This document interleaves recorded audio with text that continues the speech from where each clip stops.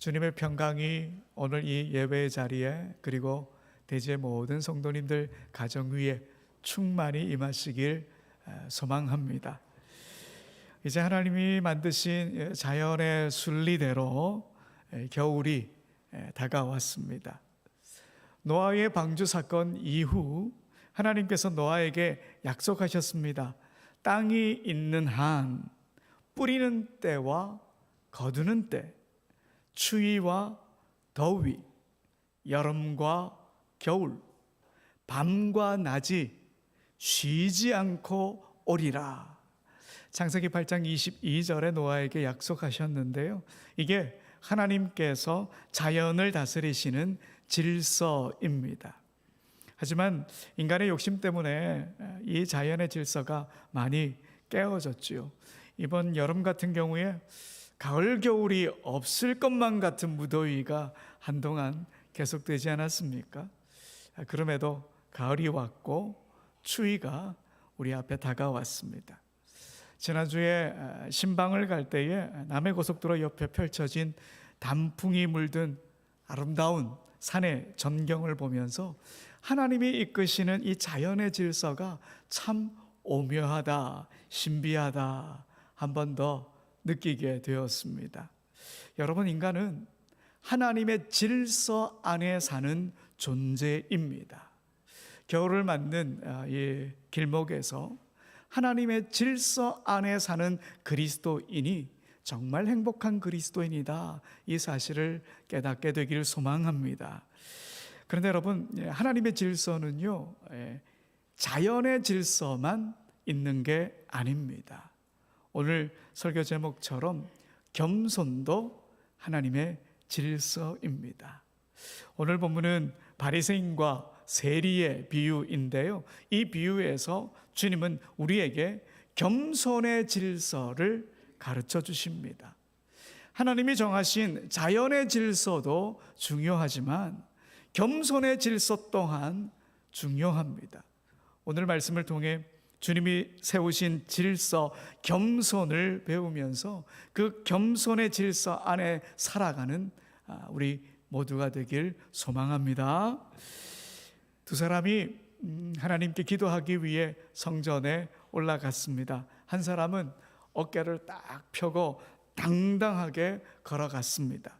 성전에서 고개를 지켜 세우며 하늘을 바라보며 두 손을 들고 기도를 시작했습니다. 큰 소리로 거침없이 기도했습니다. 하나님 감사합니다. 나는 남의 것을 빼앗는 자나 불의한 자나 가늠한 자와 같지 않습니다. 더구나 이 세리와도 같지 않습니다. 나는 일주일에 2번씩 금식하고요, 내 모든 소득의 11조를 꼬박꼬박 하나님께 바칩니다.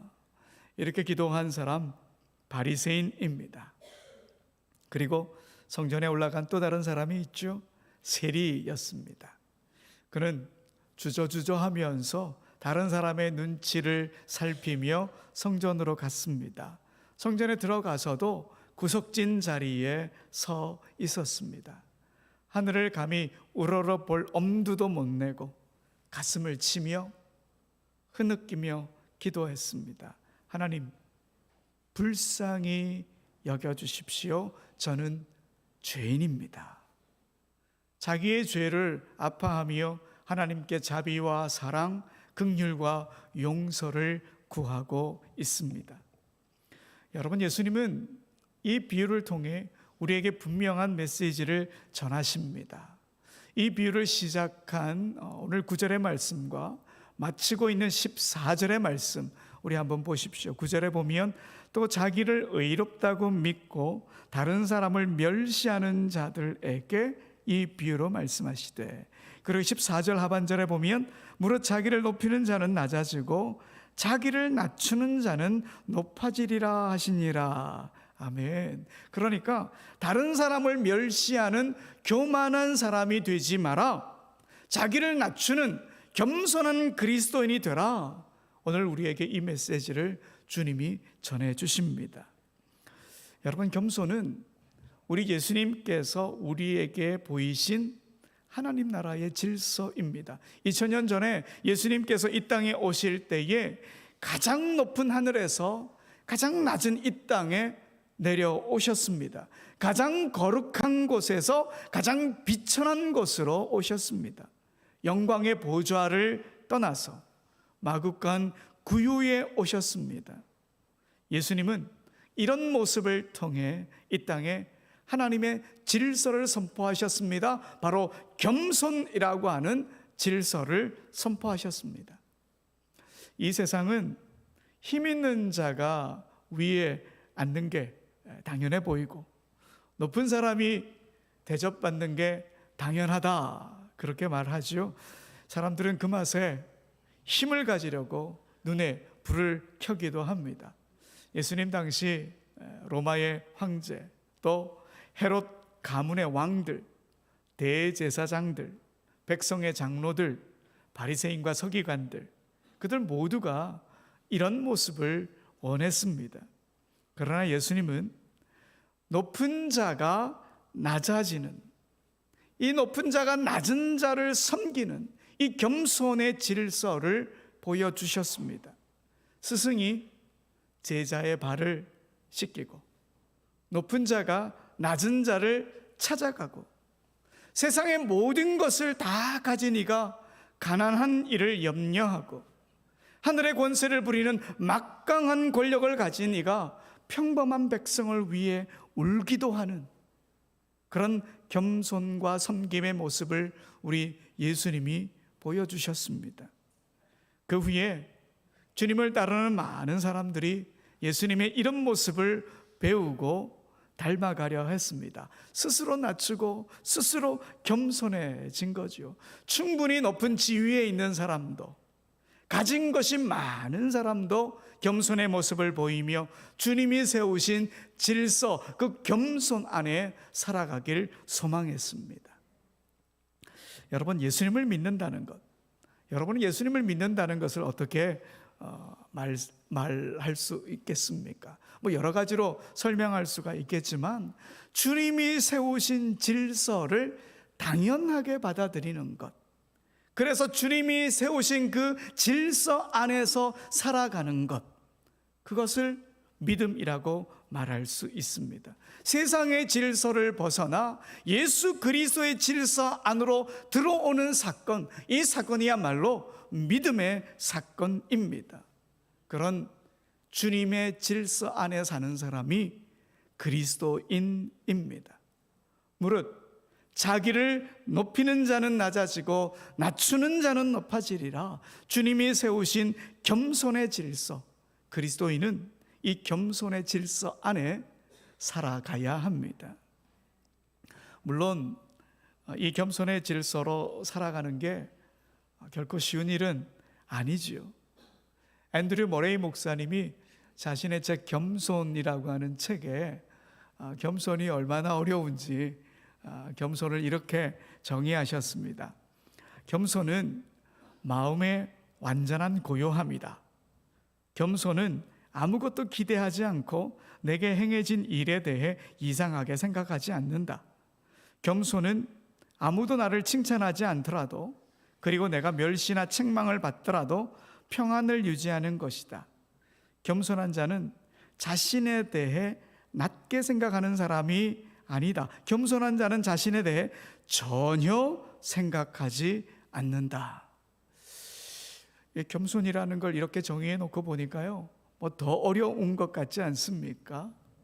참 겸손이 어렵다 하는 걸 한 번 더 느끼게 됩니다. 미국 브룩필드에서 앨런 브룩 교회를 40년 동안 섬겼던 스튜어드 브리스코 목사님의 이야기입니다. 지난 2022년에 하늘로 가셨지만 그의 목회 초창기에 이런 일이 있었다, 그의 책에 기록해 놓고 있습니다. 어느 주일날 강단에서 이처럼 설교를 하고 있었다고 합니다. 자신이 설교하면서 손으로 예배당 뒤쪽을 딱 가리켰더니 예배당 안에 있던 모든 사람들이 고개를 그쪽으로 휙 돌리더라는 거예요.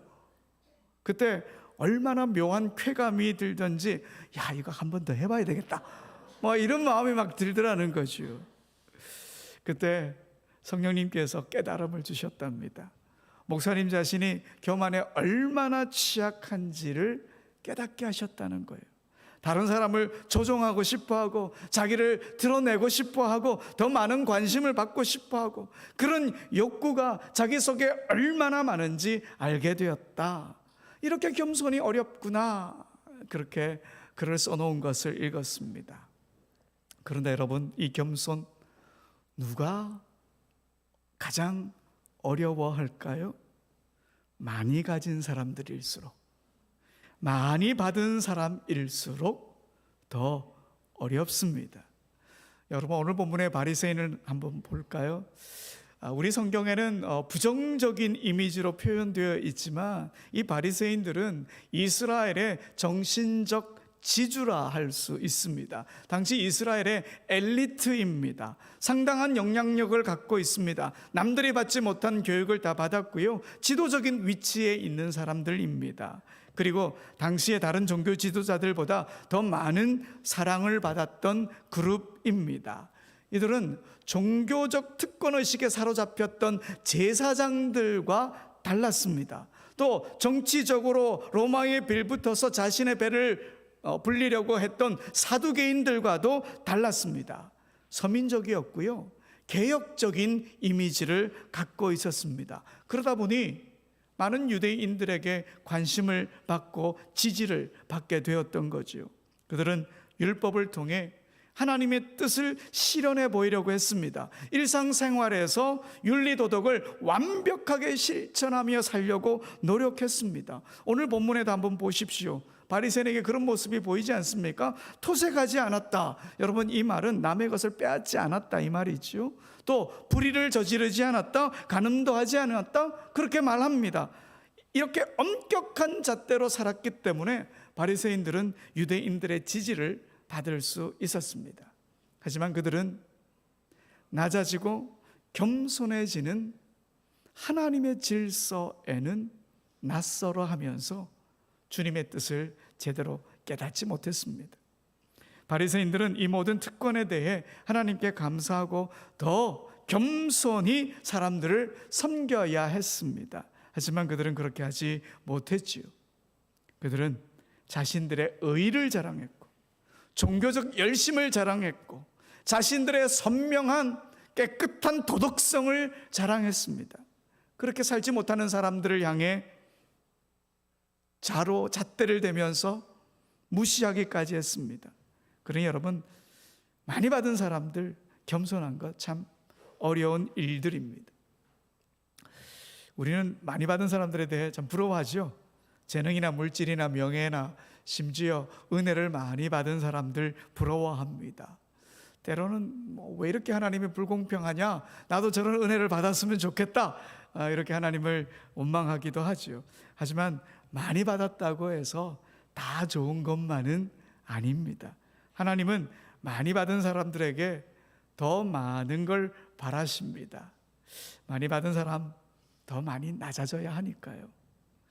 여러분, 지금 제가 열거하는 것 중에 자신은 어디에 해당되는지 한번 체크해 한번 해보십시오.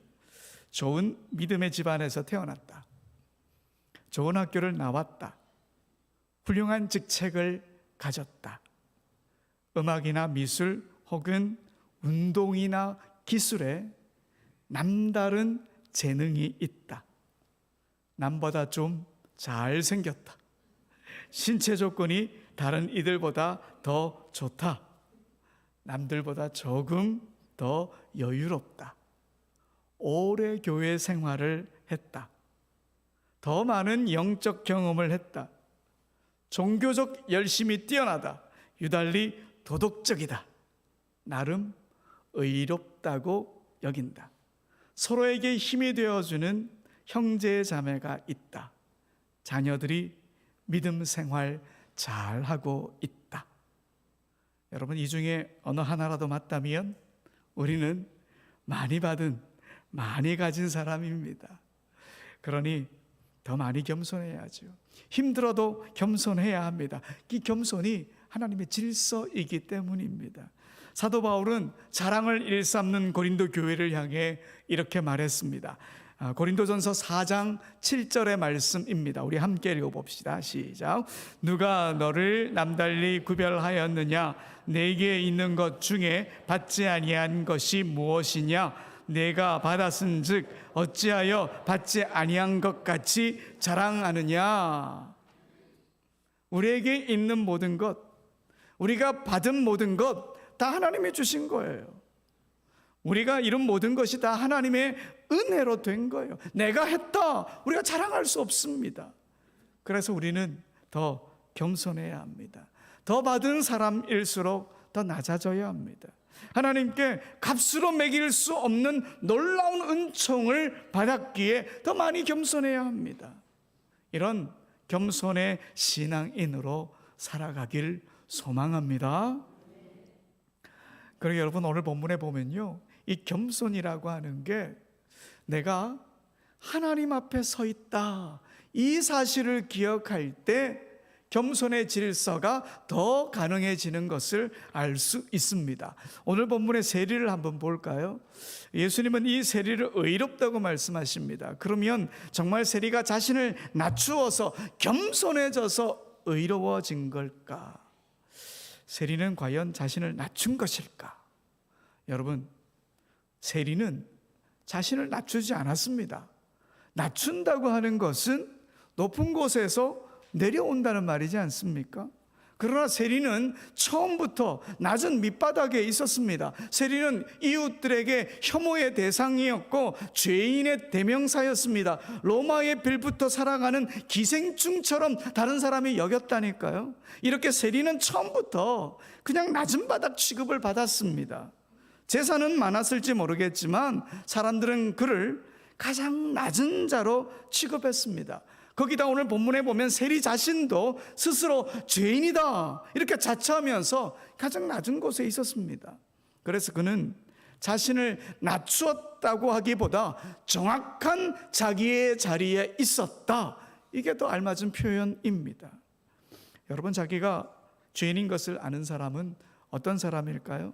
바로 자신이 참 의로우신 하나님 앞에 서 있다, 이것을 인정하는 사람입니다. 하나님 앞에서 자신의 죄가 다 드러나기 때문에 자기가 죄인인 것을 아는 사람은 내가 지금 하나님 앞에 서 있습니다, 이걸 인정할 줄 아는 사람입니다. 세리는 지금 자신의 자리, 죄인의 자리가 하나님 앞에 있는 자리라는 사실을 알았습니다. 그러나 바리새인은 자신이 죄인으로 가장 낮은 바닥에 있어야 한다는 걸 몰랐던 거지요. 자신이 하나님 앞에 있다는 사실을 깨닫지 못한 겁니다. 그래서 스스로 높아진 겁니다. 그게 그의 치명적인 죄입니다.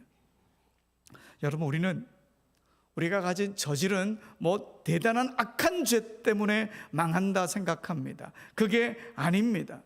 가장 낮은 자리에 있어야 할 자신을 망각하고 하나님 앞에 내가 서 있다는 것을 잊어버리고 스스로 높아지려고 하는 것 때문에, 하나님의 질서인 겸손 안에서 살아가지 않는 것 때문에 우리는 망하게 되는 거예요. 여러분, 우리가 하나님 앞에 있다면, 그래서 하나님이 어떤 분이신가를 자꾸 인식한다면 우리는 겸손해질 수밖에 없습니다. 누가 감히 하나님 앞에서 자신을 자랑할 수 있겠습니까? 우리는 하나님 앞에 아무것도 자랑할 수 없습니다. 예수님께서 우리에게 낮추라 이렇게 말씀하신 이유는 우리가 그동안 가장 낮은 바닥에 있어야 할 죄인인 것을 망각하고 어울리지 않는 높은 자리에 올라가 있었기 때문입니다. 하나님 앞에 우리가 있었던 게 아니라 하나님 위에 우리가 앉아 있었기 때문에 내려오라, 낮아져라, 주님이 말씀하신 겁니다. 그래서 예수님 오늘 우리에게 내려오라고, 낮아지라고, 너의 원래 자리는 의로우신 하나님 앞이야, 이걸 인정해야 의롭다함을 받을 수 있단다, 주님이 우리에게 말씀해 주시는 거예요. 여러분, 우리가 늘 하나님 앞에 있다는 사실을 기억합시다. 그리고 낮은 자리가 원래 우리 자리인 것을 잊지 맙시다. 그리고 우리 하나님 어떤 분이십니까? 교만한 자를 물리치시고 겸손한 자에게 은혜를 베푸시는 겸손의 질서를 갖고 계신 분, 그분이 우리 하나님이십니다. 우리 하나님은 겸손한 자를 인정하십니다. 우리가 겸손하게 되면 하나님의 인정과 하나님의 긍휼을 입게 되는 겁니다. 여러분, 오늘 비유의 바리새인은 스스로 도취되어서 멋있게 기도했습니다. 주변에 다른 사람들이 그렇게 말했을지도 모르겠습니다. 야, 그 사람 정말 기도 잘한다. 영빨 보통이 아니다. 그러나 하나님은 역겨워하시며 그에게서 고개를 돌리셨습니다. 그런데 세리는 어떻습니까? 어느 누가 그를 눈여겨봤을까요? 욕하는 사람은 있었을지 몰라도 그의 기도에 관심을 가진 사람은 아무도 없었을 겁니다. 그러나 우리 하나님은 성전 마당 구석진 곳에서 무너져 내리는 그의 모습을 보셨습니다. 우리 주님의 한량없는 자비가 그를 향했습니다. 우리 주님의 극렬한 눈길이 그에게 머물렀습니다. 그래서 누가복음 18장 14절의 상반절에 보면 주님이 이러십니다. 내가 너희에게 이르노니 이에 저 바리새인이 아니고 이 사람이 의롭다 하심을 받고 그의 집으로 내려갔느니라. 아멘. 세리를 향해 주님이 의롭다, 세리를 향해 야, 너 의롭다, 그렇게 말씀하셨다는 거예요. 여러분, 우리가 낮아져야 할 가장 중요한 이유가 이겁니다. 겸손의 삶을 살아가면, 겸손의 질서 안에 우리가 살아가면 주님의 반응을 불러일으킬 수 있다, 바로 이 사실입니다. 여러분, 야고보서 4장 6절에 보면 야고보 사도가 이렇게 우리에게 권면합니다. 함께 읽어봅시다. 시작. 그러나 더욱 큰 은혜를 주시나니 그러므로 일러스되 하나님이 교만한 자를 물리치시고 겸손한 자에게 은혜를 주신다 하였느니라. 아멘. 주님이 누구에게 은혜를 주신다고요? 겸손한 자에게. 하나님은 겸손한 자에게 은혜를 베푸십니다. 신앙인이라면 하나님의 은혜와 하나님의 긍휼 다 좋아합니다. 풍성한 하나님의 은혜를 사모합니다. 주님의 인정을 받고 싶어하고 주님의 복을 받고 싶어합니다. 그렇다면 겸손하게 살면 됩니다. 우리의 마음을 낮추고 하나님 위가 아니라 하나님 앞에 있다고 생각하고 그렇게 겸손하게 살면 주님의 인정과 주님의 긍휼을 우리가 입을 수 있습니다. 누가 그러더라고요. 겸손은 미끄러운 수박씨와 같다. 잡았다는 생각하는 순간 그냥 소나기를 빠져나가 버리니까 겸손이 어렵다는 말이죠. 여러분, 우리 실제 생활을 한번 돌아보면 어떨 때는 바리새인이고 어떨 때는 세리가 돼요. 오락가락하죠. 아무리 우리의 신앙이 깊어진다고 해도 남과 비교하면서 자기를 내세우기 싶어하는 이 마음, 하루아침에 완전히 없앨 수는 없겠지요. 어떨 때는 은근히 교만한 기도를 했다가, 또 어떨 때는 솔직히 겸손한 기도를 했다가, 어떨 때는 내 자신에게 집중했다가, 어떨 때는 하나님께 집중했다가, 우리는 이렇게 오락가락하는 신앙인이 맞습니다. 하지만 여러분, 이런 자신에게 우리 너무 실망하지 맙시다. 겸손과 교만을 오락가락 하더라도 예수 그리스도를 향한 믿음은 저버리지 맙시다. 신앙의 길을 우리가 한번 꾸준히 걸어가 봅시다. 그러면 어느 순간 낮아짐의 열매 속에서 주님의 그 겸손의 질서 안에서 살아가는 우리 자신을 발견하게 될 거니까요. 여러분, 우리는 많이 받았습니다. 그래 더 많이 겸손합시다. 그리고 우리는 하나님 앞에 서 있음을 기억하고 겸손합시다. 하나님의 인정과 긍휼을 맛보기 위해 하나님의 겸손의 질서 안에서 살아갑시다. 우리가 그렇게 살아가면 주님 우리를 분명히 높이십니다. 이번 한 주 먼저 하나님께 겸손하지 못한 자신을 우리가 한번 고백합시다. 그리고 하나님, 제가 낮아지길 원합니다. 제 삶에 주님의 겸손을 채워주십시오. 이렇게 겸손을 구합시다. 그리고 누군가의 이야기를 우리가 한번 끝까지 한번 들어줍시다. 다 아는 이야기라고 할지라도 끝까지 들어주면서 그 사람의 속마음을 헤아려 봅시다. 자신의 잣대로 누군가를 판단하지 말고 그 누군가를 긍휼히 여깁시다. 누군가의 성공을 배아파하거나 시기하지 말고 그 누군가의 장점을 칭찬해 줍시다. 작은 일에도 상대방에게 고맙습니다 말해봅시다. 이런 작은 실천들이 겸손을 배우는 첫걸음이 됩니다. 우리의 삶을 더 풍성하게 가꾸어 주고요, 하나님의 질서 안에 살게 합니다. 여러분, 오늘 주님이 가르쳐 주신 겸손은요, 단순한 도덕적 덕목이 아니라 하나님 나라의 질서입니다.